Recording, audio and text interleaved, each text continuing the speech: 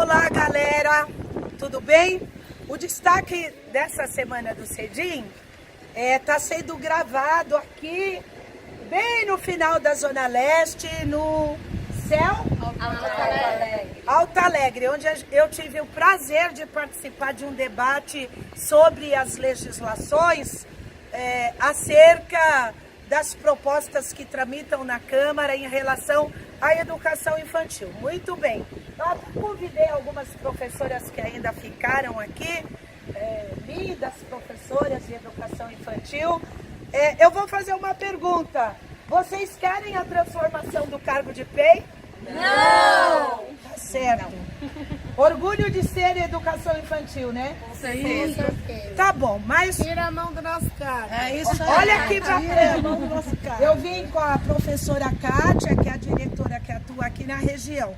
Mas no destaque dessa semana, eu queria chamar a atenção para dois fatos importantíssimos que eu acho que devem permear as discussões dos educadores, que é 7 de outubro. Ontem, na nossa reunião de representantes, nós debatemos acerca da questão da Previdência, do Sampaprev, dos projetos que estão aí postos, mas nós tivemos o prazer de receber o presidente da central, da nossa central, o presidente nacional, Adilson Araújo, que brilhantemente fez uma análise de conjuntura e essa foi enriquecida com a participação de representantes que eu vou disponibilizar a participação, análise desses representantes em relação ao processo eleitoral.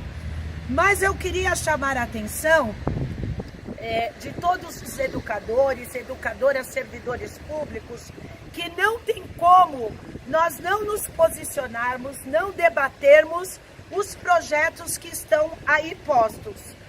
Nós não vamos disponibilizar os programas de governos de todos os candidatos. Por quê? O CEDIM nunca se omitiu, nós temos lado.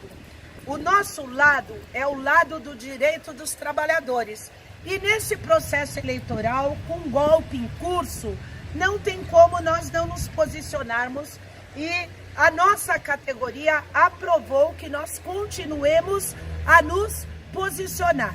Então, o que acontece? 7 de outubro está próximo, daqui a pouco vai ter horário gratuito, agora todo mundo vira amiguinho de todo mundo, um monte de político batendo nas nossas costinhas para pedir nossos votos e dos nossos familiares, e é a hora do basta, é a hora do dizer não.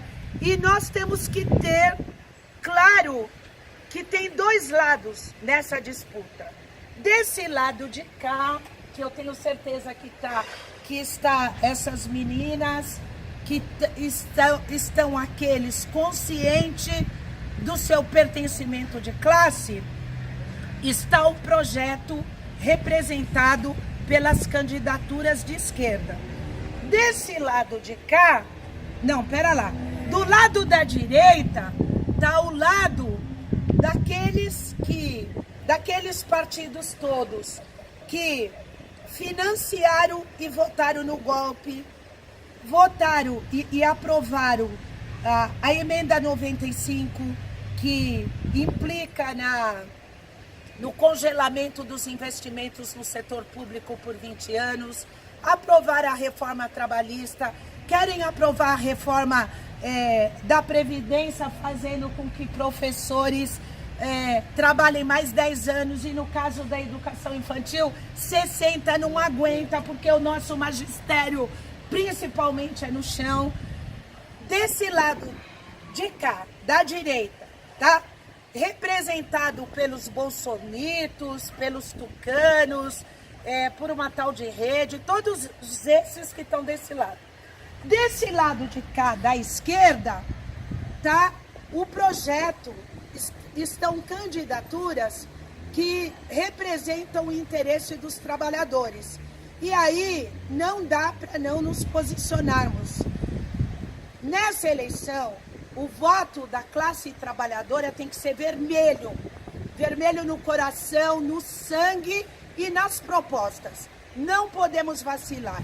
E aí é a hora de dar o troco a todos os golpistas que querem retirar nossos direitos, que defendem um Estado mínimo e que agora vão entrar nas nossas casas no horário gratuito, dizendo que vão defender a saúde, a educação, o trabalho, mas que golpearam, sustentaram o golpe para retirar direito da classe trabalhadora, para entregar o país, para entregar o pré-sal, que defende a privatização de tudo. Então, companheirada, esse destaque da semana é isso. Nós vamos disponibilizar em 4 partes assuntos que foram debatidos, né, após a palestra sobre a Previdência e o Sampaprev, mas também vamos disponibilizar trechos de análise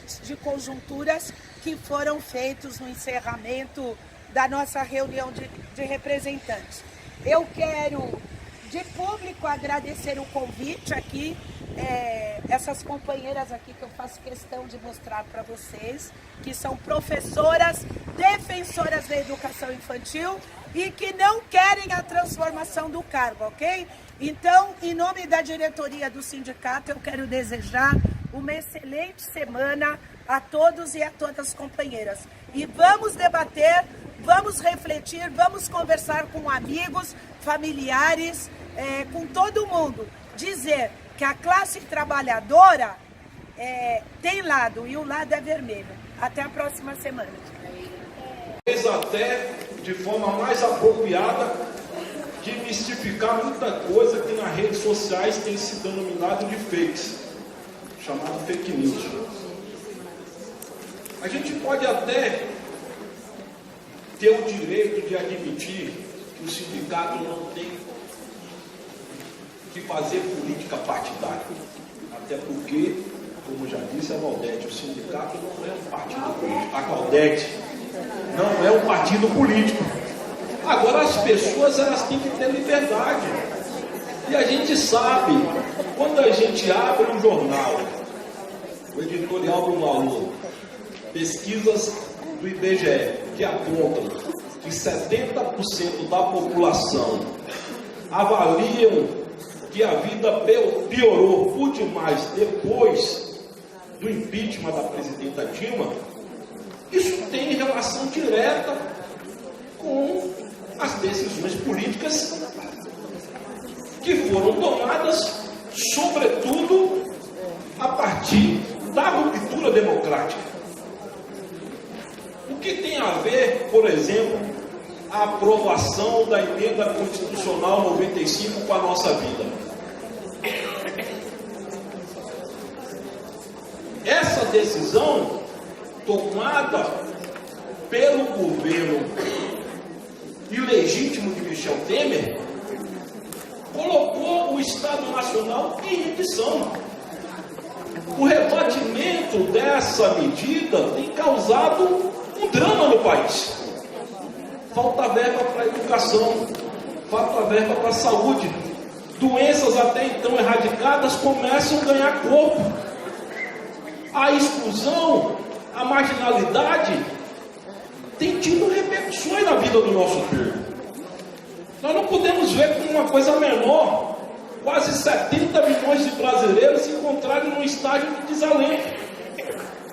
Somente em abril, maio e junho, no segundo trimestre desse ano, o Brasil produziu quase 5 milhões de desempregados.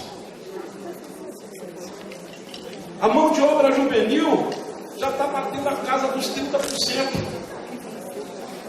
O governo advoga a tese de que vai resolver o problema da economia fazendo a reforma da Previdência. Olha só quanta sagacidade do ex-ministro Henrique Meirelles. Eles acham que vão resolver o problema do país penalizando aqueles que mais necessitam, o povo pobre, o povo trabalhador. E aí nós podemos fazer um paralelo também a quem segue as decisões políticas que esse governo vem tomando. Se não bastasse a emenda constitucional 95, a terceirização generalizada, esse negócio consolidado tende a precarizar por demais. Vai ser o professor com menos salário, com menos direito, até porque, se é verdade que o tripé reivindicado pelo poder econômico se constituía na defesa da chamada modernização das relações de trabalho, segurança jurídica e geração de emprego, tudo isso tem se traduzido numa verdadeira balela. Do ponto de vista da modernização, o que nós estamos vendo?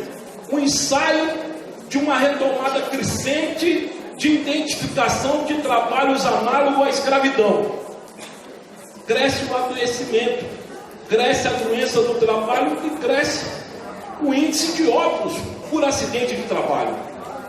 Do ponto de vista de acordos e convenções coletivas, é algo assustador. Mais de 70% dos acordos coletivos não foram renovados e mais de 80% das convenções coletivas também tiveram o mesmo tratamento. Quem diz isso? Fundação do Instituto de Pesquisas Econômicas da USP. Está lá, tem um negócio chamado salariômetro. Entre lá, pesquise e busque essas informações. Ou seja, eles querem impor a toque de caixa uma mudança que se deu de forma abrupta, desrespeitando conquistas que esse ano celebram 70 anos. São 75 anos, corrijo, desde o advento da CLT e 30 anos da nossa Constituição Cidadã, que sobre o olhar deste governo, eles chegaram a extenuar de que o custo da Constituição não cabe no orçamento da União. Exatamente para servir a quem? Para servir aos interesses do rentismo. É razoável que a gente passe a enxergar que o Brasil vai se dissolvendo e uma parcela importante vai se enriquecendo cada vez mais. Somente o Itaú, o Bradesco, o Santander e o Banco do Brasil lucraram quase 17 bilhões em um trimestre. A banca rentista está nadando de braçada. O Santander, no primeiro semestre desse ano, teve um lucro 56% maior do que o mesmo período alcançado em 2017. Isso não tem nada a ver com a nossa vida? Pode ter certeza, tem muito a ver. E a gente precisa admitir, a saída se darão nos marcos da disputa política. Não somos nós que iremos defender o voto nulo, não somos nós que deixaremos de cumprir o nosso papel, até porque a democracia permite, porque a democracia ferida de morte, ela é um tempero fértil para acabar com os direitos sociais, com os direitos trabalhistas e colocar o país diante de uma situação que talvez a gente não tivesse a dimensão do tamanho do estrago, quando, por exemplo, da greve dos caminhoneiros. A gente passou ali a ter a percepção do que se escondia por trás daquilo. O Brasil, que com o advento do pré-sal se coloca numa nação em condição de garantir a sua autossuficiência do petróleo, com exploração recorde, faz a opção de pegar o petróleo cru, entregar para os Estados Unidos, esvaziar as refinarias, colocar à venda as nossas refinarias. Se a gente aumenta a nossa capacidade de exploração, a gente tem mais petróleo, seria indicativo de que a gente teria a perspectiva de construir mais refinarias, potencializar as existentes para desenvolver forças produtivas, gerar emprego e aquecer a economia. Não! Pega o óleo bruto, joga lá para fora, traz o óleo refinado e o produto final, quando a gente foi abastecer o carro, 5, 6 reais. O botijão de gás, em algumas localidades, 120 reais. O retrato disso, 1.200.000 lares de famílias desprovidas de condições materiais para comprar um botijão de gás, tendo que recorrer o álcool e a lenha para alimentar seus filhos. Esse é o país que nós queremos? Eu acho que vai ficando nítido, as coisas estão decantando. Nós temos que tirar lições. Aquela jornada de junho, ela levou as ruas com indignação. Foi justo lutar para reduzir 20 e 10 centavos. Mas foi injusto a gente ver fruto daquela luta coerente resultar na eleição do Congresso mais menor da história do país. O que está por trás das ideias que predominam nos bolsoninos, nos Eduardo Cunha da vida, na tropa do choque do Temer, se não legislar interesses do grande capital, capital especulativo e capital estrangeiro? Nós vamos ter que nos posicionar. Nós queremos lutar, e vai ser bom lutar, para que a gente possa criar um ambiente capaz de reverter muita coisa que foi feita. Essa emenda constitucional 95, levando o país para o fundo do poço, ela precisa ser revertida. A reforma trabalhista, como é que nós vamos admitir que ao final do ano a gente possa dar quitação em tudo aquilo que nós lutamos durante décadas? Como é que nós vamos permitir que, uma vez impossibilitada da negociação, a ultratividade vai por fim nos direitos alcançados a duras penas? Como é que nós vamos permitir que o nosso trabalho, que ainda é mal remunerado, onde o ambiente de trabalho muitas vezes é insalubre, são péssimas as condições de trabalho em muitas localidades, a gente tenha que se submeter ao contrato temporário, ao trabalho precário e, quiçá, até ao trabalho intermitente? Imagina a cena: uma sala de aula com 50 alunos, você tem um professor. Se há uma evasão escolar, 2, 3 alunos, não precisa de um professor, vamos contratar um professor intermitente para dar aula para 3 alunos. São muitas coisas que poderão acontecer. Aliás, essa modalidade, não sei se vocês estão percebendo, quem vai em baile e restaurante, sobretudo em shopping, já pode perceber. O trabalhador hoje contratado, sobretudo no setor de serviço, tem sido o trabalhador intermitente, aquele que recebe o telefonema e fica muitas vezes no shopping passeando. Se num determinado momento de pico aumentou o fluxo de clientes, ele corre ali no próprio banheiro do shopping, troca de roupa e vai trabalhar. Trabalha 1 a 2 horas, recebe por isso. Eu pergunto a vocês, um trabalhador mal remunerado, assistido por essa modalidade, que trabalha 1, 2, 3, 4, 5, quiçá 10 horas no mês, quando será que ele terá o gozo ao direito do benefício da aposentadoria? Nunca, nunca. E assim, a batalha eleitoral indica 2 polos. Eu acho até que ajuda. Eu não sou professor, mas eu estava pensando que seria muito bom que a gente pudesse desenhar 2 colunas para dialogar com os alunos, para dialogar com a nossa família. Uma coluna acerca do ciclo progressista, iniciado por Lula em 2002. Um ciclo que rendeu, por exemplo, no final de 2014, nós tínhamos 4,3% de desempregados, uma das menores taxas de desemprego do mundo. No ciclo mudancista, O salário mínimo teve uma valorização de 77%.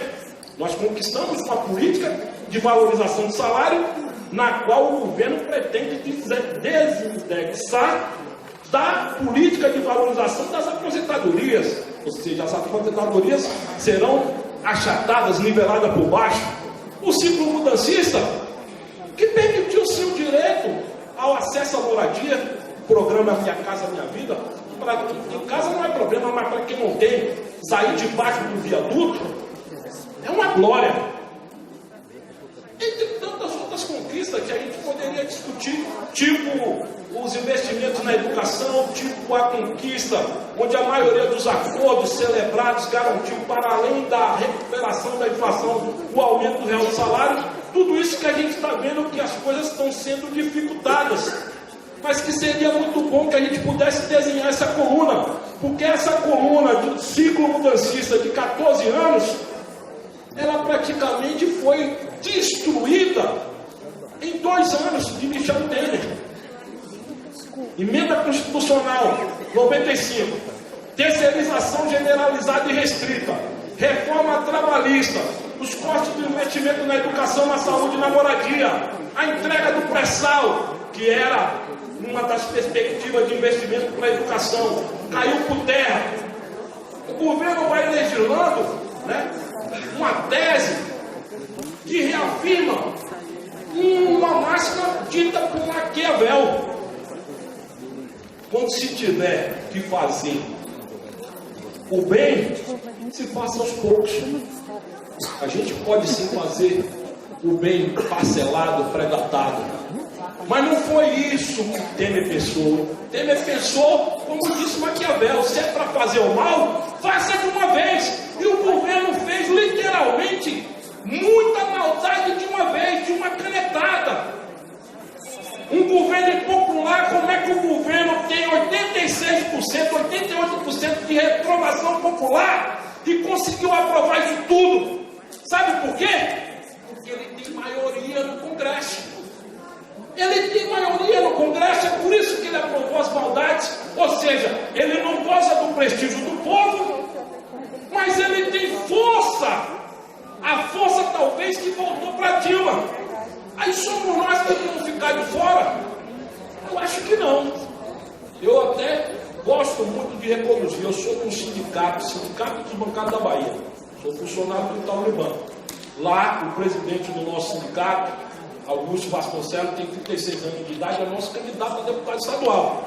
Nós já dizemos o que nós queremos e eu penso que esse é o nosso papel enquanto cidadãos, enquanto cidadãos. Muito obrigado, beijo no coração, a luta da vitória. Obrigada, presidente. Bom, olha, nós vamos abrir para quem quiser participar rapidamente aqui da nossa análise. Um bom dia a todas e a todos. Eu gostaria de relembrar quando nós estávamos aqui nesse mesmo local conversando sobre a eleição para a Prefeitura de São Paulo e que nós tínhamos um quadro entre Russomano, Dória e o Haddad. O que aconteceu? Muitos daqui, das escolas e da população, eu estou revoltado com a política, vou votar nulo, vou votar branco. Aí uma outra parcela dividiu. Estou de mal com a Haddad, não quero votar nesses porque eu sei que são ruins, vou votar na Erundina. Adoro a Erundina, mas a gente sabia que ela não tinha chances. Então eu vou votar na Marta. Eu voto na Marta. O que aconteceu com isso? A gente dividiu os nossos votos, ou nós deixamos de votar, e aí nós tivemos o Dória no primeiro turno. E agora a gente está amargando aqui, né? Terrivelmente. Então vamos pensar nessa eleição agora. Eu gostei do que o Boulos falou, quando ele disse que os candidatos eram 50 tons de Temer. Então todos esses candidatos que estão aí são uma versão piorada do Temer ou um pouquinho menos pior. Mas tudo segue a linha do que o Temer está fazendo. E nós temos do outro lado a nossa esquerda, que é contra tudo isso, quer continuar aquilo que o presidente Lula e a presidenta Dilma iniciou aqui no nosso país. Nós temos que unir as nossas forças, nós temos que unir a nossa esquerda em torno de um candidato. Não dá para a gente dividir os nossos votos. Só tem um candidato. Para mim, só tem um candidato. E esse candidato é o Lula. E se não deixarem o Lula, quem o Lula indicar?